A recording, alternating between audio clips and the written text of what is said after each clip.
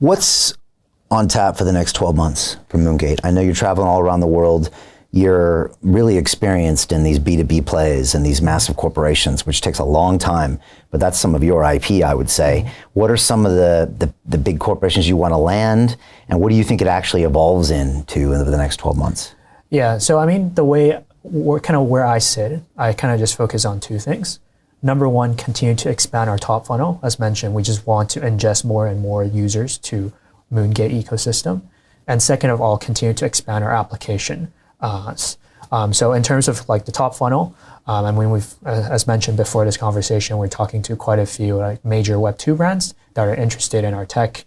And what's interesting is that back then, it was very difficult to even get contact with these Web2 organizations. But throughout kind of the last couple of years, as these organizations start to attend these major Web3 events and see our tech in action, they realize that, hey, actually, it's such a good experience and it's actually beneficial to users without additional headaches.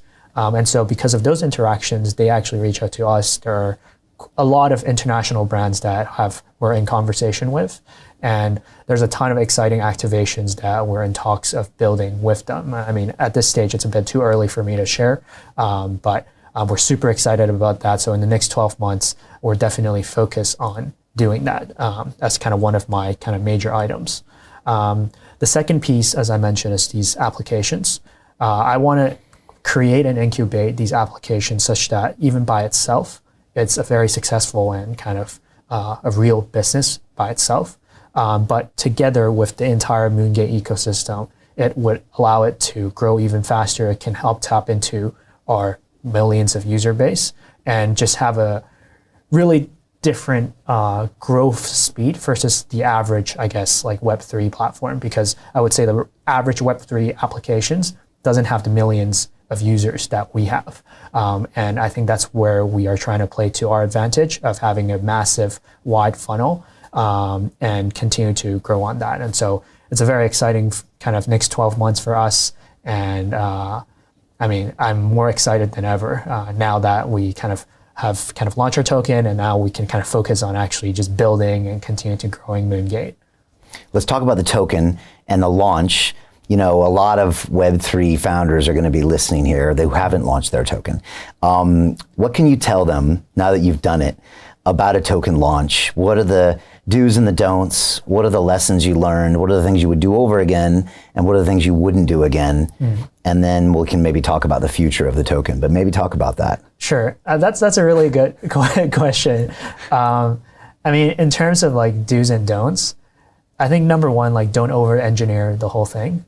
I mean, we spent a lot of time designing different mechanisms, et cetera, to try to make it work. Like media and the roadmap and the influencers and the engagement and the airdrops, that? Yeah. And you think it was sometimes... Some of it is like quite distracting and actually not that net positive. Okay. Of course, like there are certain kind of elements that are very kind of useful, but what the London Real Investment Club actually does for you, it gives you the keys to open that door to the inside deals. In the last 3 weeks, I've participated in 3 incredible deals: a layer 2 Bitcoin protocol, an incredible AI protocol. The deal flow is beyond what I expected. I don't think I've ever seen a model like this that just gives average folks the opportunity to be behind the deals, and that's exactly what we've done. Not only that, you get to hang out with Brian Rose every week. And for me, that was huge because I look at Brian as somebody who's not only an expert in the space, and I think is on the leading edge, but just the leading edge of thought with London Real and the work he's doing there.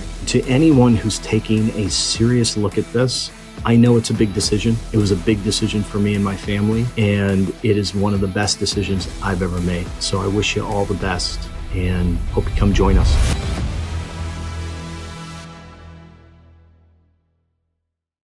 I would say like what actually matters at the end of the day is having a good product where your token's actually integrated well. And I think, to be honest, like for us, that's kind of a point where we could have done better because at the time when we launched our token, the token itself was not really utilized just yet. Like there wasn't really that much utility on it besides like governance. I think in hindsight, like what we could have done better is actually building in those kind of different token utility, token sinks on day one, such that our token holders can see that, hey, actually we can use MoonGate token to do this and that. And that's kind of where we are kind of doing now. I mean, like the tokens would then, in the future when we're kind of building this, be able to participate in different applications. If our applications launch a token, you can participate on the MoonGate Launchpad and get first dips into these awesome projects.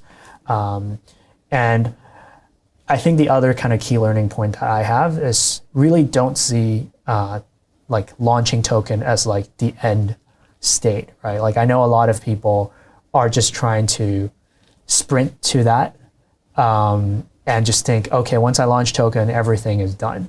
That's a very naive way of thinking. And that's when your real problems begin, right? That's really when your real problems begin. And that's when you start to own the community on where you have to now execute to prove that, hey, this is why you guys bought into me and this is why you guys are right.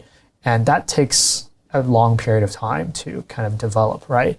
And so I think for us, if I were to do it again, it's just that mindset, knowing that, hey, this is not the end. Yes, it's very difficult to even get to that stage, but we have to recognize that, hey, this is just the beginning. Now we have to focus on actually execution and building and continue to grow so that our token holders and our community would be rewarded for their trust in us.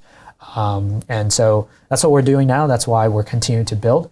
That's why we're out here doing these interviews. I mean, I think a lot of other crypto projects, once they've launched a token, sometimes they would just kind of disappear and kind of fade into kind of nothingness. But for us, we have a real product, we have real revenue, we have major clients that are onboarding with us all the time. So we're definitely here to stay.